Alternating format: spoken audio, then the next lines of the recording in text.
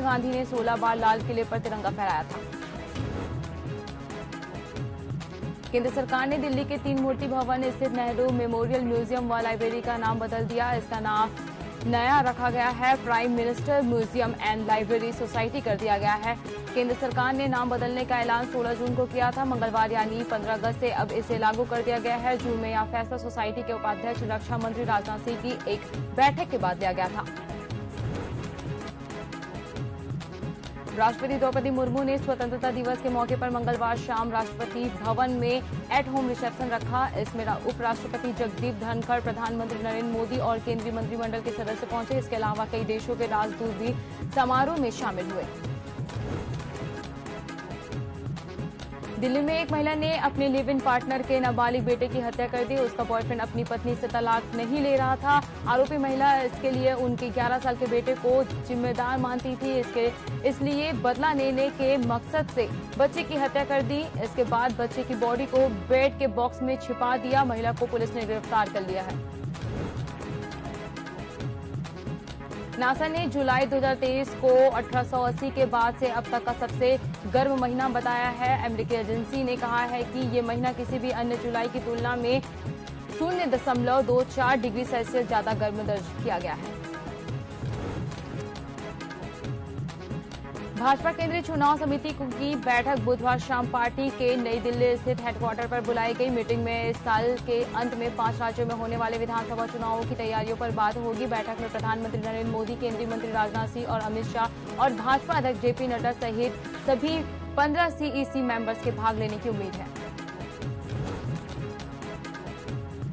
आंध्र प्रदेश की तेलुगु देशम पार्टी फिर national democratic alliance में शामिल हो सकती है। गठबंधन से फिर जुड़ने के सवाल पर आंध्र प्रदेश के पूर्व मुख्यमंत्री और टीडीपी अध्यक्ष चंद्रबाबू नायडू ने कहा कि अभी इस बारे में बात करने का सही वक्त नहीं है। वक्त आने पर वे खुद जवाब देंगे। नू हिंसा से इस चर्चा में आए बिट्टू बजरंगी को आज कोर्ट में पेश किया जाएगा। नू हिंसा से जुड़े केस में बिट्टू बजरंगी को फरीदाबाद स्थित उसके घर से मंगलवार को गिरफ्तार कर लिया गया है।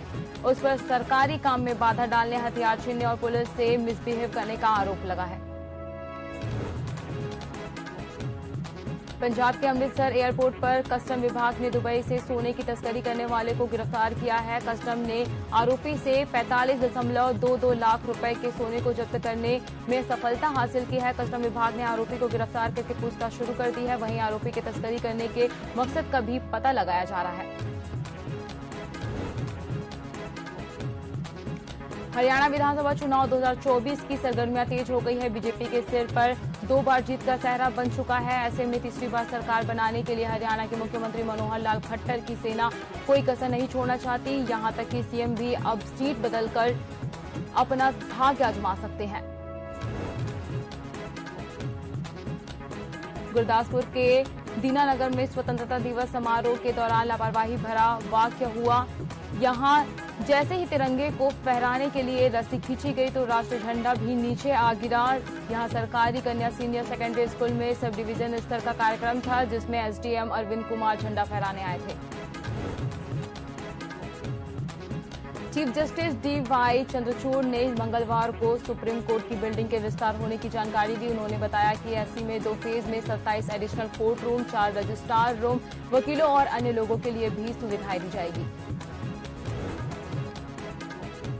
पूर्व प्रधानमंत्री अटल बिहारी वाजपेयी की आज 5वीं पुण्यतिथि है। पीएम नरेंद्र मोदी ने सदैव अटल स्मृति स्थल जाकर वाजपेयी को श्रद्धांजलि अर्पित की। इस मौके पर राष्ट्रपति द्रौपदी मुर्मू, उपराष्ट्रपति जगदीप धनखड़, लोकसभा स्पीकर ओम बिरला, गृह मंत्री अमित शाह, रक्षा मंत्री राजनाथ सिंह समेत तमाम नेता उपस्थित रहे। उन्होंने भी पूर्व पीएम को नमन किया।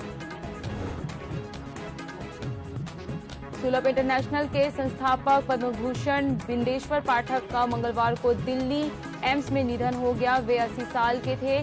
सुबह सुलभ इंटरनेशनल के केंद्रीय कार्यालय में ध्वजारोहण के बाद अचानक उनकी तबीयत बिगड़ गई। इसके बाद उन्हें एम्स ले जाया गया, जहां उनका निधन हो गया।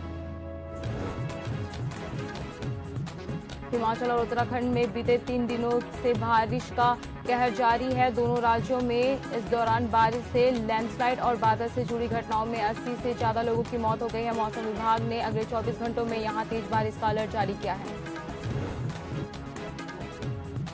रायसी नगर में ग्रामीणों की शिकायत पर विधायक बलबीर लूथरा ने ग्रामीणों के साथ मिलकर सड़क निर्माण का कार्य निरीक्षण किया। वहीं आपको बता दें कि लखा हकाम से 77 अरबी की और 40 लाख की लागत से सड़क निर्माण किया जा रहा है। इस सड़क निर्माण कार्य में घटिया सामग्री के प्रयोग करने की शिकायत मिली थी, जिसके बाद विधायक बलबीर लूथरा ने ग्रामीणों के साथ मौका मुआवना किया। वहीं अधिकारी और ठेकेदार को खरी खोटी भी सुनाई। विधायक ने अधिकारियों को ठेकेदार की पेमेंट रोकने की बात भी कही।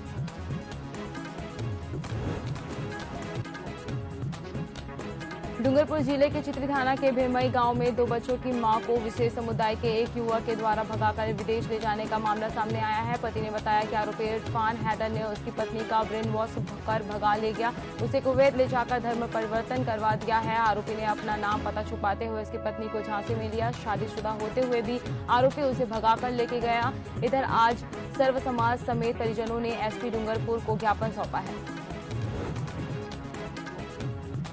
करौली में तिरंगा रैली का आयोजन किया गया है, जिसमें बड़ी संख्या में भाजपा पदाधिकारी और कार्यकर्ता शामिल हुए। सपोटा विधानसभा की मंडल रायल तहसील से होकर तिरंगा रैली निकाली गई। इस दौरान भाजपा कार्यकर्ता वाहनों पर तिरंगा लगाकर रैली में शामिल हुए। तिरंगा रैली सड़क मार्ग से करणपुर होते हुए कैला देवी पहुंची। तिरंगा रैली में सांसद किरोड़ी लाल मीणा, मनोज राजौरिया, जिलाध्यक्ष ब्रिजलाल दिकोड़िया समेत बड़ी संख्या में भाजपा पदाधिकारी और कार्यकर्ता शामिल हुए। पावटा उपखंड मुख्यालय पर 77वां स्वतंत्रता दिवस धूमधाम से मनाया गया। राजकीय उच्च माध्यमिक विद्यालय पावटा में आयोजित किया गया। विद्यालय खेल मैदान में मुख्य अतिथि विद्यालय विधायक इंद्राज गुर्जर और एसडीएम मूलचंद लूनिया की अध्यक्षता में ध्वजारोहण किया गया, जिसके बाद अतिथियों ने परेड की सलामी ली। इसी क्रम में नगरपालिका में चेयरमैन और प्रागपुरा थाने पर थाना प्रभारी सवाई सिंह ने ध्वजारोहण किया। आयोजित समारोह में बालिकाओं ने देशभक्ति के गीतों पर सांस्कृतिक प्रस्तुति दी। क्षेत्र में उत्कृष्ट कार्य करने वाले अधिकारी, कर्मचारी, समाजसेवी समेत प्रतिभावान बच्चों को सम्मानित किया गया। हेरिटेज निगम जयपुर में 15 अगस्त को 77वां स्वतंत्रता दिवस समारोह मनाया गया। इस अवसर पर उप महापौर निगम आयुक्त ने संयुक्त रूप से तिरंगा फहराया। समारोह में निगम के अधिकारी और स्थानीय पार्षदगण मौजूद रहे। कार्यक्रम में उप महापौर असलम फारूकी ने अपने संबोधन में कहा कि आज हमें ब्रिटिश शासन से आजादी मिले कई वर्ष हो चुके हैं। इस राष्ट्रीय पर्व की सबसे मुख्य बात यह है कि जिस वजह से हमें आजादी प्राप्त हुई है, उनके त्याग, बलिदान, संघर्ष को याद करना हमारे लिए आवश्यक है। राजस्थान के डूंगरपुर नगर परिषद के जेईएन और ठेकेदार की मिलीभगत से वार्ड नंबर 19 के नाला निर्माण में घोटाला किया गया है। नाले का निर्माण नगर परिषद जेईएन की गैर मौजूदगी किया गया है, जबकि जेएनई की मौजूदगी जरूरी है।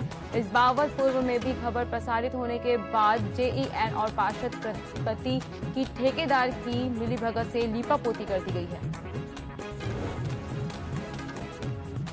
कोटपुतली के Mahatma Gandhi Sardar senior secondary school में स्वतंत्रता दिवस की पूर्व संध्या पर सांस्कृतिक कार्यक्रम का आयोजन किया गया। नवगठित कोटपुतली बहरोड जिला बनने के बाद प्रशासन ने पहली बार जिला स्तरीय स्वतंत्रता समारोह का आयोजन किया। शाम 7 बजे से आयोजित कार्यक्रम कोटपुतली बहरोड जिले के तमाम प्रशासनिक अमले के अलावा विराटनगर विधायक और क्षेत्र के नागरिकों ने भाग लिया। कार्यक्रम का शुभारंभ कलेक्टर एसपी रंजिता शर्मा ने दीप प्रज्वलित करके किया।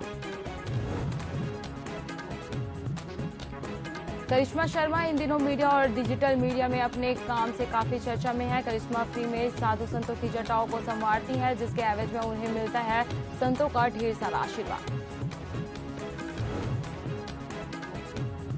सीएम शिवराज रविंद्र भवन भोपाल में आयोजित सांस्कृतिक कार्यक्रम में शामिल हुए। सीएम शिवराज ने अपने उद्बोधन में कहा, आजादी के बाद भी आजादी का इतिहास हमें ठीक से नहीं बताया गया, क्रांतिकारियों को भुला दिया गया है। एमपी में कितने शहीद हुए, हम उन्हें भी भूल गए हैं। अब पहली बार ऐसा हुआ है कि नेताजी की प्रतिमा इंडिया गेट पर लगाई गई है। सेल्युलर जेल तीर्थ बनाए गए हैं।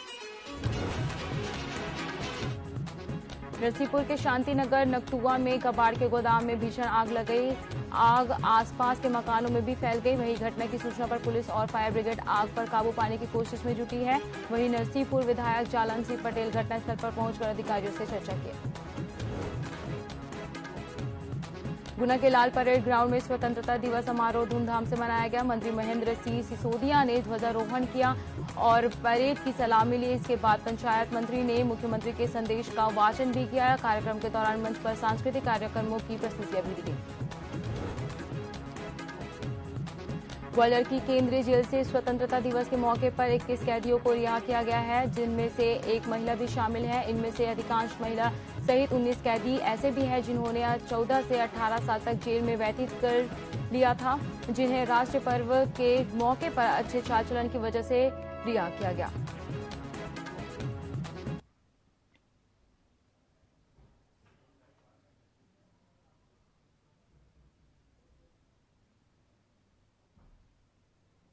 सीहोर में स्वतंत्रता दिवस का अवसर पर जिला मुख्यालय के पुलिस ग्राउंड पर मुख्य समारोह आयोजित किया गया। झंडा वंदन में मुख्य अतिथि नवीन एवं नवीनीकरण, ऊर्जा और पर्यावरण विभाग के मंत्री हरदीप सिंह डंग ने झंडा वंदन किया। वहीं कार्यक्रम में जिला कलेक्टर, विधायक, एसपी पूर्व, जिला पंचायत अध्यक्ष, नगर पालिका अध्यक्ष आदि लोगों ने कार्यक्रम में शामिल हुए।